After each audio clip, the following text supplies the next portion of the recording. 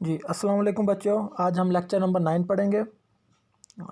Lecture number 9 में हम पढ़ेंगे लेबैक डोमिनेटेड कन्वर्जेंस थ्योरम और उससे रिलेटेड कुछ एग्जांपल्स और प्रपोजिशंस। अच्छा जी, कोरोलरी हम देख लेते हैं 4.5। आप ये देखें, कोरोलरी 4.5 हमें बताती है if F is measurable, G is integrable, then mod of F less than equal to G, then F is integrable. ठीक है। अच्छा, अब आप ये देखें कि फंक्शन मेजरेबल है, तो हम उसको हमने क्या प्रूफ करना है कि वो क्या है, इंटीग्रेबल है। चलें, अब हमने प्रपोजिशन 4.3 में पढ़ा हुआ है कि अगर जी इंटीग्रेबल हो, if and only if mod of g भी इंटीग्रेबल होता है। ये हमने लास्ट लेक्चर नंबर 8 में पढ़ा है। आप प्रपोजिशन 4.3 के पहले उसमें देख सकते हैं कि a measurable function f is integrable if and only if mod of f is integrable, कि फंक्शन कोई भी इंटीग्रेबल होता है इफ़ एंड ओनली इफ़ उसका मॉड भी इंटीग्रेबल। तो हमें पता है कि जी क्या है, इंटीग्रेबल है, तो मॉड ऑफ जी भी इंटीग्रेबल। हाँ, अगर पेपर में एक कोरोलरी आ जाती है, अगर तो जस्ट 2 नंबर की है, ठीक है, तो आप जस्ट क्या करेंगे, इसको इतना ही लिखेंगे। लेकिन अगर ये 5 नंबर या इससे ज़्यादा की आती है तो आप वो थ्योरम भी शामिल करेंगे। कौन सा? क्या function f is measurable and f is integrable if and only if mod of f is integrable. Is it clear? चलें, पहली बात। दूसरी है कि mod of F less than equal to g, ये हमें गिवन है। ये देखें, mod of F less than equal to g, और कोई भी फंक्शन अपने मॉड से छोटा होता है या उसके बराबर होता है। चलें, तो हमें पता फंक्शन छोटा हो तो उसका इंटीग्रल भी छोटा होता है। तो ये देखें, और हमें पता है कि जी मॉड ऑफ जी क्या है, इंटीग्रेबल है। तो फंक्शन इंटीग्रेबल कब होता है? जब उसका इंटीग्रल कोई फाइनाइट नंबर हो। तो अगर ये लेस देन इन्फिनिटी है तो ये तो इससे छोटा, तो फिर ये भी लेस देन इन्फिनिटी। तो इसका मॉड ऑफ एफ, इसका मतलब है मॉड ऑफ एफ, इसका मतलब है कि मॉड ऑफ एफ जो है हमारे पास, आप ये देखें ऐसे, mod of F less then infinity हो गया। ठीक है, तो अगर मॉड ऑफ एफ का इंटीग्रल लेस देन इन्फिनिटी है, इसका मतलब मॉड ऑफ एफ क्या हो गया, इंटीग्रेबल। चलिए, अब ये याद रखिएगा, ये कोरोलरी ये हम इस्तेमाल करेंगे लेबैक डोमिनेटेड कन्वर्जेंस थ्योरम में। लेबैक डोमिनेटेड कन्वर्जेंस थ्योरम इसलिए हम इसको कहते हैं कि इसमें हमारे पास एक जो डोमिनेटेड फंक्शन होगा जिसका नाम होगा जी। अच्छा, ये देखिएगा अभी, let G be a integrable only fn be a sequence of measurable functions such that mod of f less than equal to g। fn क्या है? सीक्वेंस है मेजरेबल फंक्शन की, और मॉड ऑफ fn किससे लेस है? g से। तो g dominate कर रहा है fn को, बड़ा है ना, ये बराबर। सपोज दैट फंक्शन जो है कन्वर्ज करता है ऑलमोस्ट एवरीवेयर, तो फंक्शन का इंटीग्रल भी इस इंटीग्रल को कन्वर्ज करता है। सही है जी। क्या क्या गिवन है हमारे पास? एक g गिवन है जो क्या है, इंटीग्रेबल है, हमारे पहली बात। दूसरी ये है कि एफ एन क्या है, सीक्वेंस ऑफ मेजरेबल फंक्शंस। 2, तीसरा ये है कि मॉड ऑफ एफ एन किससे छोटा है, जी से। चौथी बात ये है कि एफ एन जो है वो कन्वर्ज करता है एफ ऑफ एक्स को ऑलमोस्ट एवरीवेयर ऑन ई। हमने शो करना है कि अगर एफ एन एफ को कन्वर्ज करता है तो integral of F N converges to integral of F of X. Since, अब ये देखें, जो जो चीज़ हमें गिवन है हम उसको इस्तेमाल करेंगे, उसको यूटिलाइज करेंगे। सिंस हमें पता है कि देखिए एफ एन, ये चीज़ देख, एफ एन का मॉड किससे लेस है, लेस देन इक्वल टू जी। तो दोनों तरफ हमें क्या, यहाँ पर क्या ले ली, लिमिट एन अप्रोचेज इन्फिनिटी। तो चूँकि ये जी है, यहाँ पर लिमिट आपकी किसी कार लिमिट जो है अफेक्ट नहीं करेगी, तो क्योंकि जी में एन जो है वो इन्वॉल्व नहीं है। अच्छा, अब आप ये देखें, क्योंकि मॉड कंटिन्यूस फंक्शन होता है, तो पहले आप लिमिट लें और फिर मॉड लें, या पहले मॉड लें फिर लिमिट लें, बात एक ही है। तो इसको आप ऐसे भी कह सकते हैं कि लिमिट और मॉड एक दूसरे में इंटरचेंजेबल होते हैं। ये देखिए, मॉड को मैं अंदर, ये लिमिट को मैं अंदर ले गया, तो लिमिट एफ ऑफ एन, और लिमिट एफ ऑफ एन किसके बराबर है, वो है ये देखें एफ ऑफ एक्स के। अब मैं आपसे ये बात पहले कह चुका हूँ, जो कि कन्वर्जेंस पूरे ई पर है, तो आप बेशक ये एक्स लिखें ना लिखें, कोई फ़र्क नहीं पड़ता। मेरी बात समझ रहे हैं, इस पर कोई फ़र्क, ये यूनिफॉर्म कन्वर्जेंस है। तो आप बेशक अगर पेपर में आप कंफ्यूज हो रहे हैं, आप एक्स से कि कहीं पर वो एक्स लिखता है, कहीं पर सिंपल एफ एन लिखता है, तो इससे कोई कंफ्यूज नहीं होना, आप सिंपल एफ एन लिख सकते हैं। तो लिमिट ऑफ एफ एन किसके बराबर, माड ऑफ एफ के, और माड ऑफ एफ किससे छोटा हो गया, माड ऑफ जी से। ठीक है जी, चलो। Since hence F N and F are integrable, हमें पता है कि एफ एन भी इंटीग्रेबल है और एफ भी इंटीग्रेबल है। ठीक है, चलें अब कैसे हम हमें कैसे, चले एफ एन तो इंटीग्रेबल है हमें पता है, ठीक है, तो एफ कैसे इंटीग्रेबल है, हाँ जी एफ एन ऐसे इंटीग्रेबल, देखें ये माड ऑफ एफ किससे छोटा हो गया, less than equal to g. यहाँ पर देखें इस कुरालरी में कि अगर mod of F of less than equal to g हो जाए तो फिर एफ क्या हो जाता है, इंटीग्रेबल। तो ये देखें माड ऑफ एफ किससे छोटा हो गया, जी से, तो एफ क्या हो गया, इंटीग्रेबल। इसी तरीके से आप ये देखें कि एफ एन का माड जो है वो छोटा है जी से, एफ एन का माड किससे छोटा है, जी से, तो बाय दिस कुरालरी तो एफ एन भी क्या हो गया, इंटीग्रेबल हो गया। चले अब हमें ये बात पता है कि mod of F n less than equal to g, ये देखिए गिवन है कुरालरी में, ठीक है, ये देखिए कुरालरी में गिवन है। तो अगर तो इसको जब आप माड को खोलते हैं तो आपको पता है minus g less than equal to f N and f n less than equal to g for all n. चलिए so that f N plus g, अब ये देखें ये हमने हमारे पास दो टर्म बन गई कि जी को माइनस जी को उठाकर उस तरफ ले जाएं तो हो जाएगा F N plus G greater than equal to zero, और जब एफ एन को उधर लेके जाओगे तो हो जाएगा g minus f f n greater than equal to zero. तो हम क्या करते हैं फिर, दोनों तरफ ये जी हमारे पास दो नंबर्स बन गए, ठीक है, आप ये खुद भी कर सकते हैं, आसान सी बात है, 9th-10th में भी यह काम आप करते हैं। अब आपके पास दो सीक्वेंस है, कौन सी, एक एफ एन प्लस जी और एक जी माइनस एफ एफ एन, और sequence of non negative measurable function, non negative है ना, और किसको कन्वर्ट करती है, देखिए एफ एन प्लस जी, एफ एन किसको कन्वर्ट करती है, एफ को, और जी एक कांस्टेंट नंबर है तो ये जी, ये बीएससी का रिजल्ट भी है कि sum of two limits of the sum of two, अगर sum of two sequence converges to their limits, sum of their limits, sum of the two sequence limits of two limit of sum of two sequence is equal to sum of the sequence of two limits is equal to sum of their limits। ठीक है, तो इसी तरीके से g minus f f n है, g minus f almost everywhere on E. चले अच्छा, अब आप ये देखें फट्टू लेमा क्या बताता था, फट्टू लेमा हमें ये बताता था कि sequence of non negative measurable function, ठीक है, और जो कि कन्वर्ज करती हो ऑलमोस्ट एवरीवेयर, तो फिर आपको ये देखें ये वाली कंडीशन सेटिस्फाई करता है। देखें ये जो सीक्वेंस है एफ एन प्लस जी, ये कन्वर्ज भी करती है, ये नॉन नेगेटिव भी है और ये मेजरेबल भी है। तो आप देखिए फट्टू लेमा को आप रिकॉल करेंगे तो ये वाली कंडीशन को ये सेटिस्फाई करता है, ये भी करता है, और ये वाला फंक्शन भी इसकी लिमिट्स को सेटिस्फाई करता है।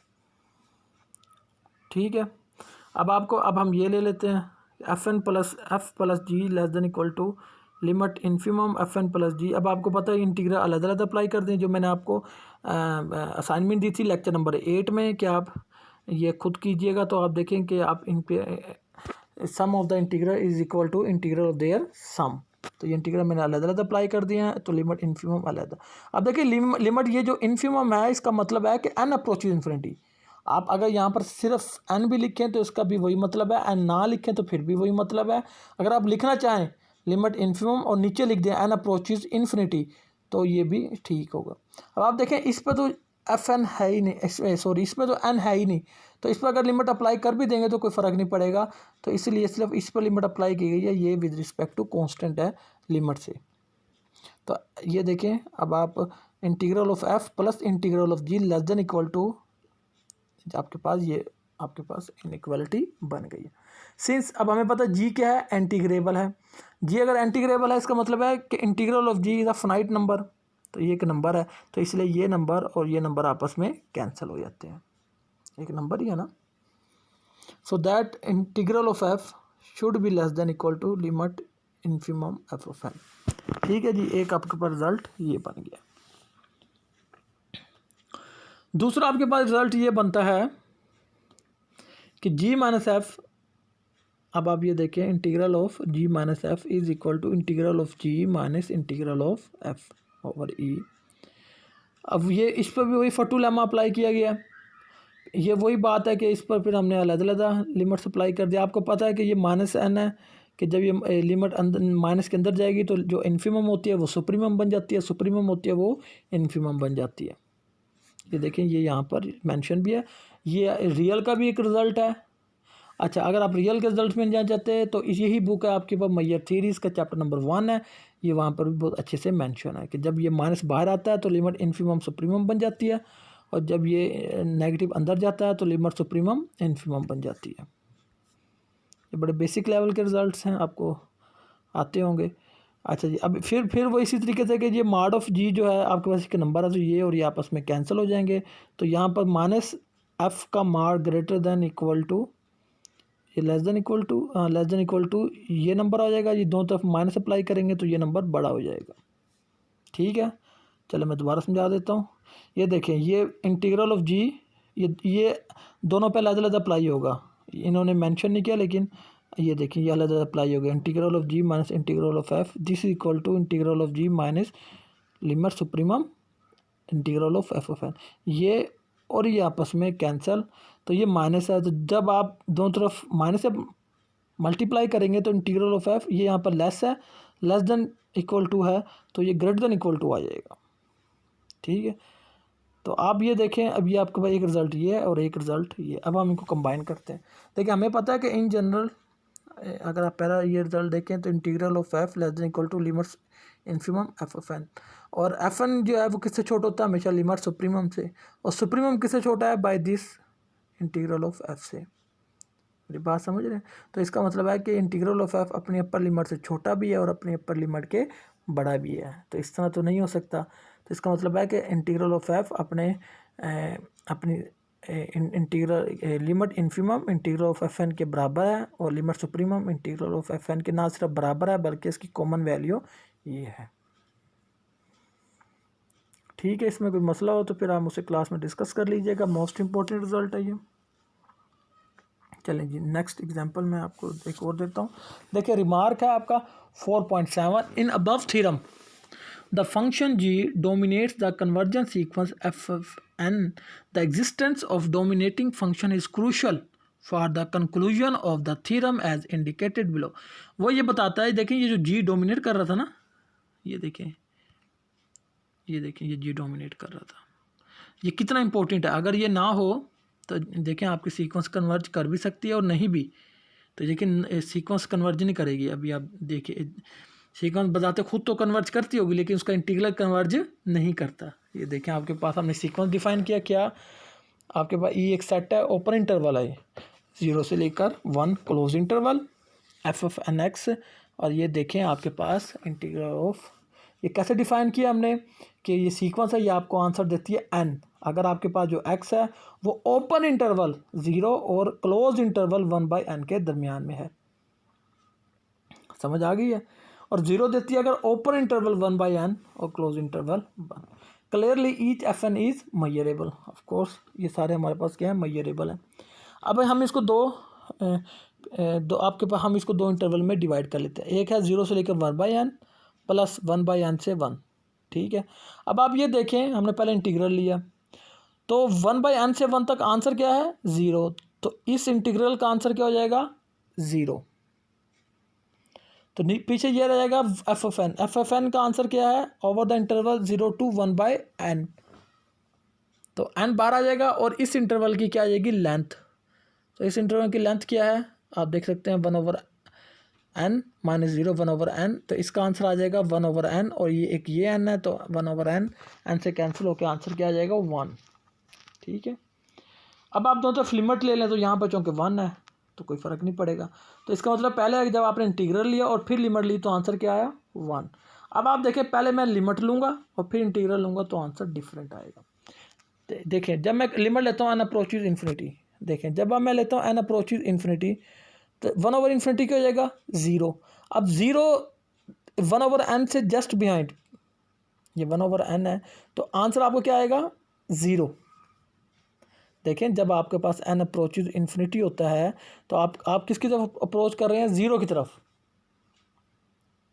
ठीक है, क्यों? क्योंकि आपके पास 1/n approaches to n approaches zero, तो ये अप्रोक्सीमेटली आपके पास अप्रोक्सीमेटली, अब देखिए इसमें तो ये शामिल है। अब ये जब ये 1/n अप्रोचेज इन्फिनिटी होगा तो यहाँ पर आंसर क्या आ जाएगा, ज़ीरो। तो ये ज़ीरो तो यहाँ आप शामिल कर ही नहीं सकते, तो ज़ीरो इससे जस्ट बिहाइंड आपके पास कहीं पर पीछे पड़ा होगा, तो आपके पास आंसर क्या आ जाएगा, ज़ीरो। तो ये किसको कन्वर्ज करता है, ज़ीरो को। बात समझ रहे मेरी? चले मैं दोबारा बता देता हूँ। ये देखें जब आप n अप्रोचेज इन्फिनिटी करेंगे, n अप्रोचेज इन्फिनिटी देखें, तो जब आप यहाँ पर n को पहले चलें 1 पुट कर लें तो ये जगह 0 से क्लोज इंटरवल 1, आंसर क्या आएगा, 1। नेक्स्ट पे जब आप 2 पुट करेंगे तो 0 से 1/2, तो ये आ जाएगा आपके पास 2। बात समझ रहे हैं? F1 आ जाएगा, F2, F3, F4, F5। जब आप n अप्रोच इन्फिनिटी करेंगे तो ये देखें ये चीज़ ज़ीरो जाएगी, ये तो एक पॉइंट बन जाएगा जस्ट ज़ीरो। अब ज़ीरो x तो ज़ीरो नहीं है आपके पास, बात समझ रहे हैं? तो आपके पास ये इंटरवल बनेगा, ये वाला। अब आपके पास x कुछ भी हो, आपका आंसर ज़ीरो ही आना है। ठीक है, तो अब जब आप ज़ीरो लेंगे तो देखें जब आपने इस पर लिमिट अप्लाई की तो आंसर क्या है, ज़ीरो। अब आप दोनों तरफ इंटीग्रल ले लें तो आंसर क्या आ गया, ज़ीरो। अब आप तो ज़ीरो का इंटीग्रल ज़ीरो होता है। तो ये देखें जब आपने पहले इंटीग्रल लिया और फिर लिमिट ली, या पहले लिमिट ली और फिर इंटीग्रल लिया, तो देखें आपके आंसर इक्वल नहीं है। तो ये आपके पास काउंटर एग्जांपल है।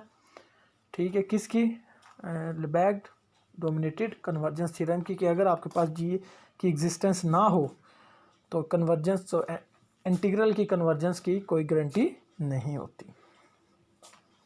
ठीक है, ये नेक्स्ट एग्जांपल है आपकी 4.9। ये आपने खुद करना है इसको, ये मुश्किल नहीं है, आसान है, ये आपने खुद करना है। ठीक है, अच्छा जी, अब मैं आपको बताता हूँ।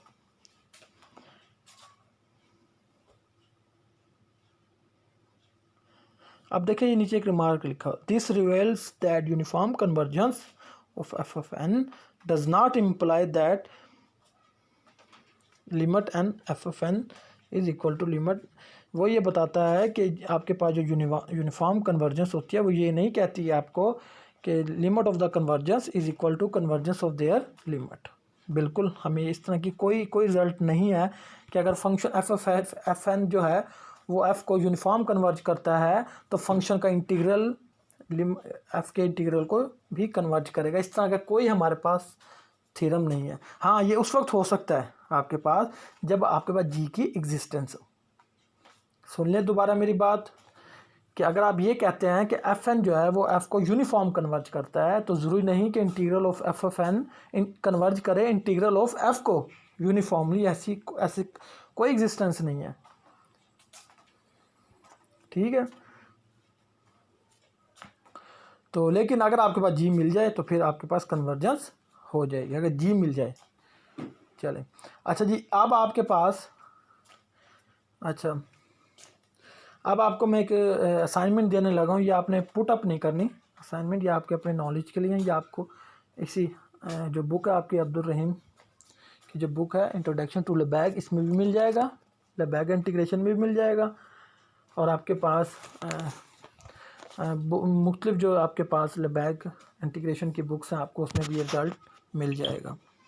ठीक है, अच्छा उसमें क्या रिज़ल्ट है ये आपने खुद से तैयार करना है, जनरलाइज लेबैग डोमिनेटेड कन्वर्जेंस थ्योरम। ठीक है, जनरलाइज्ड लेबैग डोमिनेटेड कन्वर्जेंस थ्योरम। उसमें हम जस्ट क्या करेंगे, इसको जनरलाइज करेंगे। ये देखें, ये हमारे पास एफ ऑफ एन है, ये आपके पास जी है, तो हम इसको जनरलाइज कर देंगे। तो ये आपने पुटअप, मैं आपको फिर बता रहा हूँ, आपने पुटअप नहीं करनी। ठीक है, और आपने इसको अपने समझना। अगर कोई मसला हो, कोई इशू हो, तो फिर आपने मुझसे लेक्चर नंबर 9 में समझना। तो मैं चले, अपना ख्याल रखिएगा, अल्लाह ताला आपको सेहत दे। और इससे रिलेटेड कोई भी इशू हो तो फिर हम उसे डिस्कस कर लीजिएगा। ओके जी, अस्सलाम वालेकुम।